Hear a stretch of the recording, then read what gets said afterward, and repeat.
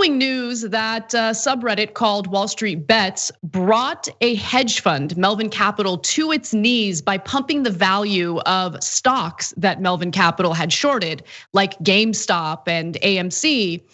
Turns out that some of these apps that allow retail traders to essentially engage in this kind of activity have squashed their ability to do so.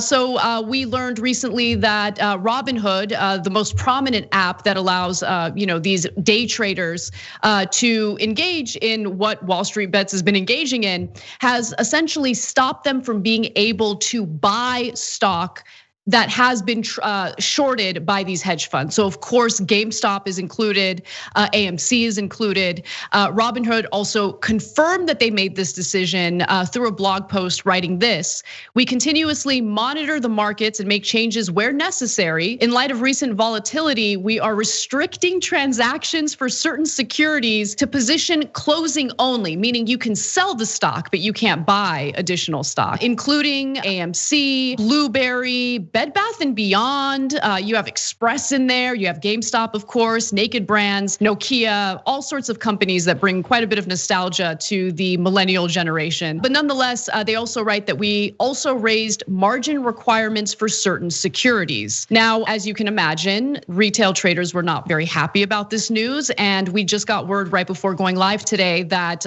they have filed a class action lawsuit against Robinhood. So as that story develops, we'll give you more details. But searches for GameStop, GME on the app itself no longer return any results. Interesting, 56% of all Robinhood users own at least some GameStop stock. They are now unable to freely trade it. So look, why is this happening?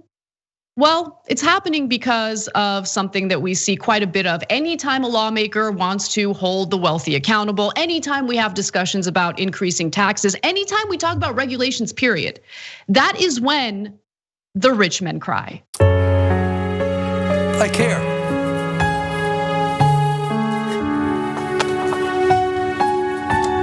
That's it.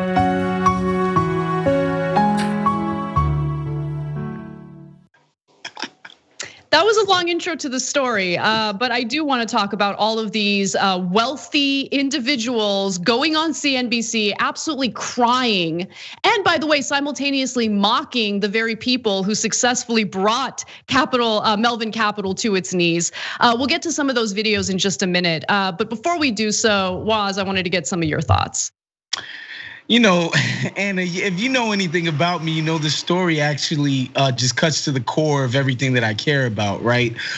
Specifically because of how online communities form, everybody on the Wall Street Bet subreddit is very conscious of how the overlords, the financial wizards, if you will, what self-styled, by the way, that's what they call themselves, the financial wizards of high finance, how they feel about retail traders, how they feel about Main Street as opposed to Wall Street. You guys are novices, you guys aren't as smart as us. That's the reason you don't make the big bucks we do. Not because there are institutional advantages, not because there are legislative advantages, not because basically we make the rules to suit us so that we can continue to make money, but because we're so much smarter than you. And so, you know, the way these communities form, guys and gals on this Reddit were like, we are finally going to get these fools.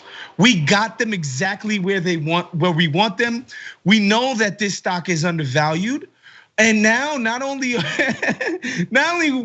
we gonna buy the stock, we're gonna buy options on the stock to doubly screw these guys. And you know, in the case of Melvin Capital, I just find it insane that these guys could lose $4.5 billion between December 26th and yesterday on this one bet. That's insane. That is crazy. I mean, and forget about all the other things when it comes to, you know, TD Ameritrade and Robinhood and all of these other sites taking stuff off so that these rich companies can be bailed out immediately, just like that. Quick and like swiftly. It was like, no, the big guys are losing money. This is only supposed to flow in one direction. The money's supposed to flow out of our pockets and into theirs. Once it starts going the other way, it's like, oh, the matrix is broken. What do we do? And so you see them step up immediately, and guys going on TV, this isn't right. They're targeting us. They're taking advantage of us. This isn't right. It's insane. There's so much, I mean, it's impossible to touch on every twist and turn and angle to this story. But let's start off with what Robinhood purported to represent. I mean, it's in its name, right? The whole notion of taking from the rich, giving to the poor, that's what Robinhood is. And that's the way that they've really advertised themselves. So it's, I mean, doubly infuriating to consider their marketing, consider their branding, and then look at what they did in responding to Wall Street bets in their own form of manipulation, right? Because they're not, I mean, these hedge funds can still short these stocks. It's not like these hedge funds are stopping what they're doing. There's nothing preventing them from trading. They can proceed as usual. But what's happening right now is you have these platforms, you have Robinhood, you mentioned TD Ameritrade, which we talked about a little bit yesterday on the show. And they're preventing retail traders from being able to purchase additional stock. How is that not manipulation, right? And by the way, I mean, look, I understand concerns about pumping and dumping. That was actually a pretty big part of what led to the Great Depression, including people buying stocks based on debt that they've taken out in order to purchase the stocks. But that's not, I went on the message board and read pretty much for hours last night because I was so fascinated by the story. And they're not even talking about pumping and dumping. They're talking about buying and holding. If you look at the forum, you'll see them consistently say, hold, hold, hold, hold. And they genuinely believe that Melvin Capital and other hedge funds that decided to short these companies were really underestimating the possibility of these companies succeeding. Now, with GameStop, obviously, there might be some fundamentals that make it clear that it was doomed. I mean, it lost quite a bit of money last year. And when you really think about how people are able to play video games at home, they don't need to go to these brick and mortar stores. Their business model, unfortunately, is being harmed by that. But with that said, there is that David and Goliath element to it. Yes, I absolutely understand that there are hedge funds and some pretty big Wall Street guys who got in on some of this action. I was reading about Blackstone engaging in this. But then there's one other thing I wanted to mention because you had talked about it on your podcast, Woz. The fact that Robinhood had been selling data about its users' behavior to hedge funds. So hedge funds could know what's going on. Yeah, it's the classic double dip, and you should always be suspicious when an online forum is free, right? Like offers services for free, because if the service is free, then you are the product in that service, right? And so you should always be wary of that. But yeah, some of the biggest hedge funds, which I'm pretty sure the Citadel Group, which ended up bailing out Melvin Capital, is one of the hedge funds that is part owner of Robinhood, just so they can know what's going on Main Street. It's crazy that would be the case, right? Like, which shows you that like the investors of this company that's allegedly for democratizing Wall Street trading, right, is owned by one of the biggest hedge funds in the freaking world. But I think what's most important is that this raises an even bigger question. It's like, this is your job, right?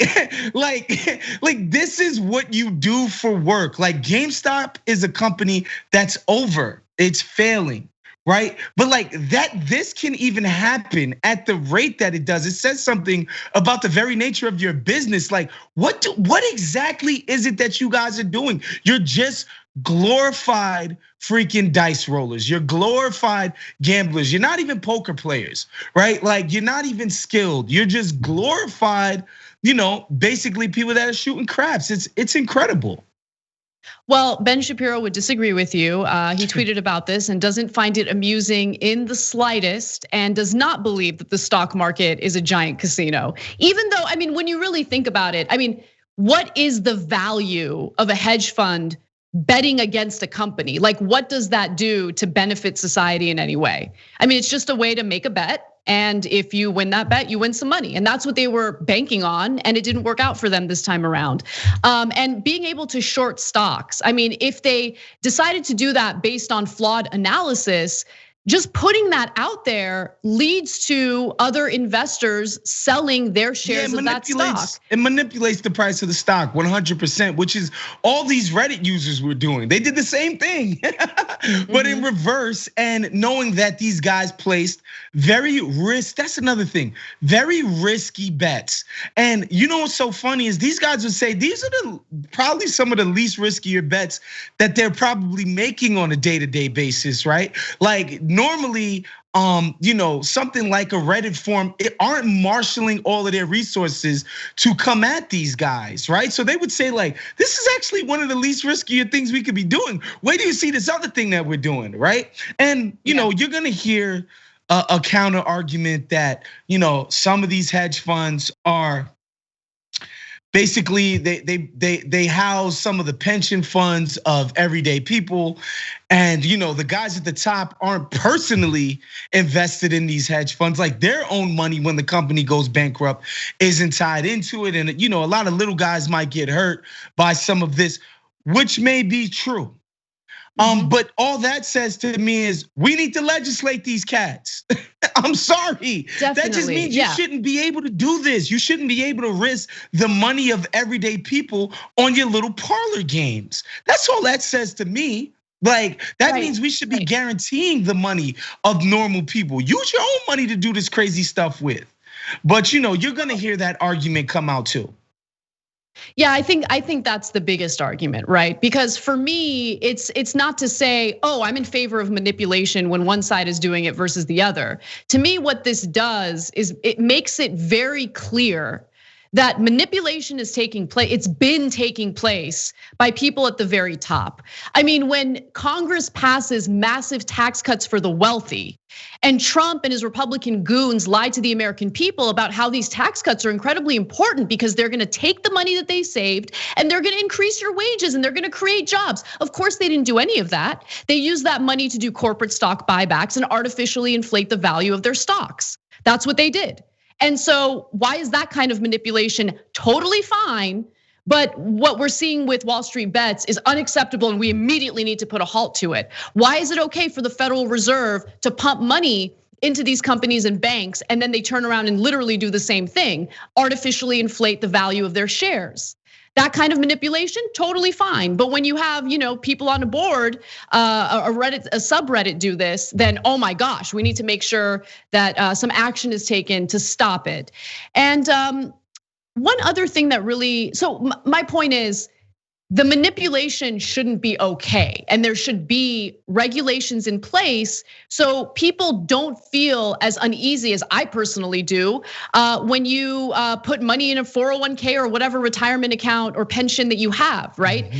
Because it can be manipulated, and it's always the little guy who ends up getting hurt. And by the way, this is why Social Security is so important, because you should have some form of retirement that isn't tied to risk the way a 401k is or an IRA is or a pension is. So with that said though, I do wanna just mention one other quick thing that I noticed that was actually kind of shocking.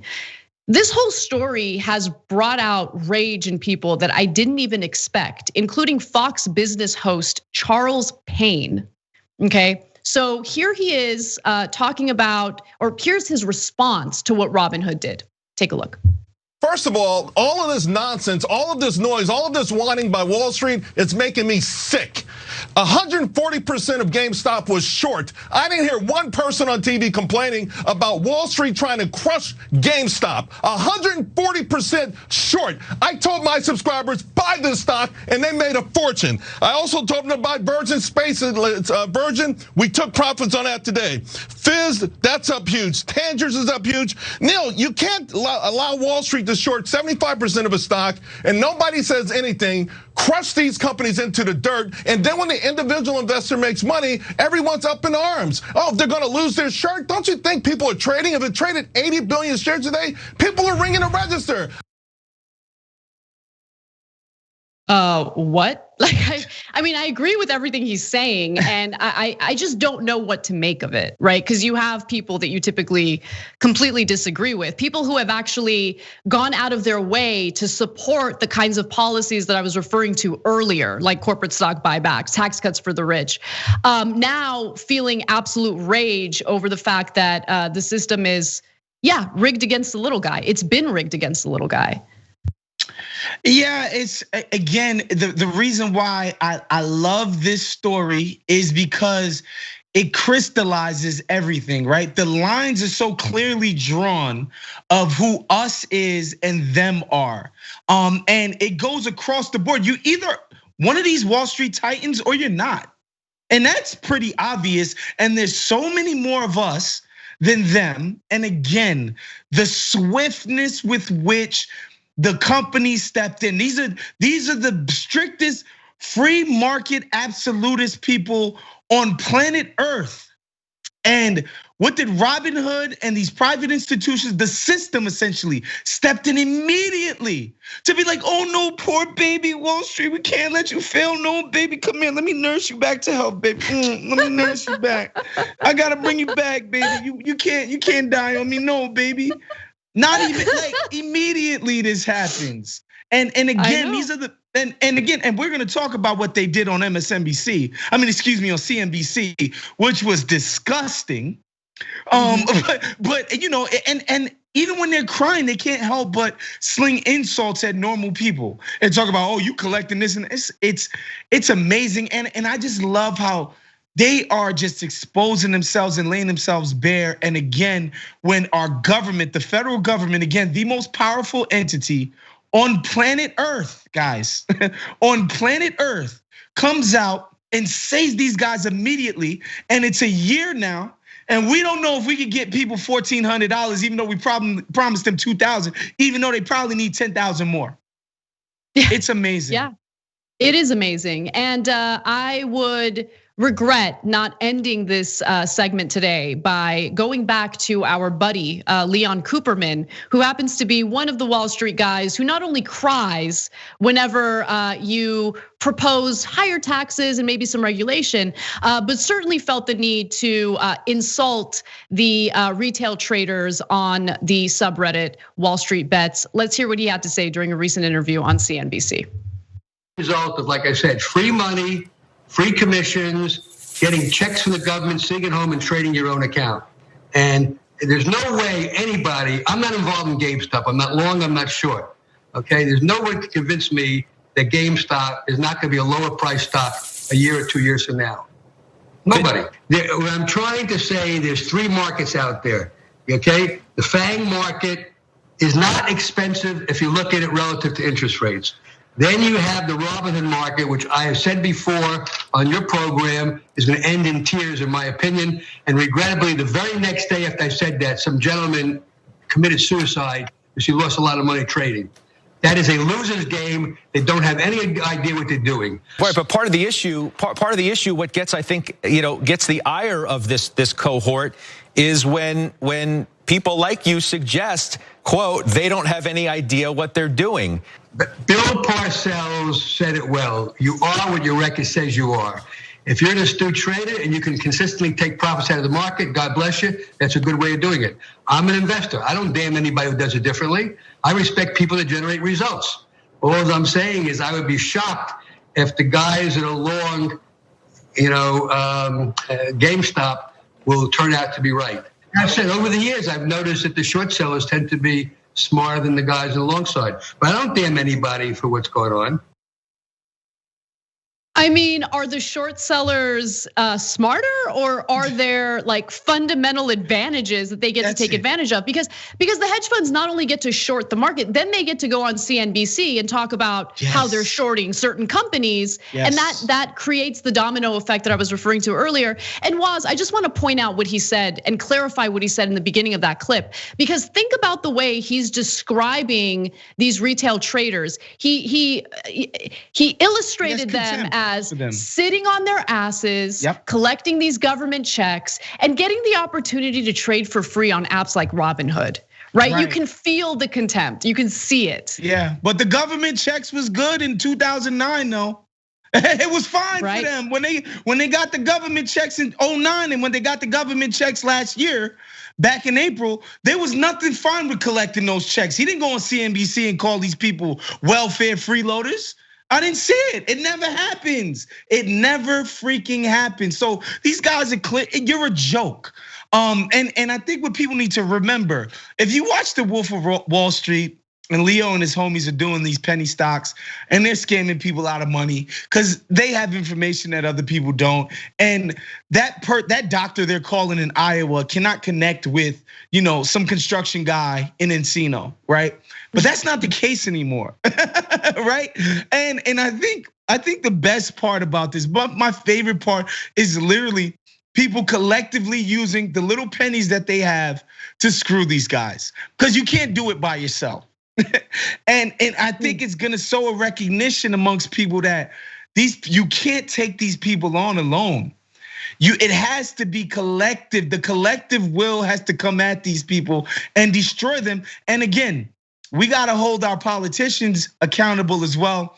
When Joe Biden goes in front of a bunch of Wall Street investors and says nothing will fundamentally change for pigs like that disgusting animal who we just showed a clip of, that's a problem, and we gotta put pressure on those guys too. Yes, absolutely. Thanks for watching the Young Turks, really appreciate it. Another way to show support is through YouTube memberships. You'll get to interact with us more. There's live chat emojis, badges. You've got emojis of me, Anna, John, JR, so those are super fun. But you also get playback of our exclusive member-only shows and specials right after they air. So all of that, all you gotta do is click that join button right underneath the video. Thank you.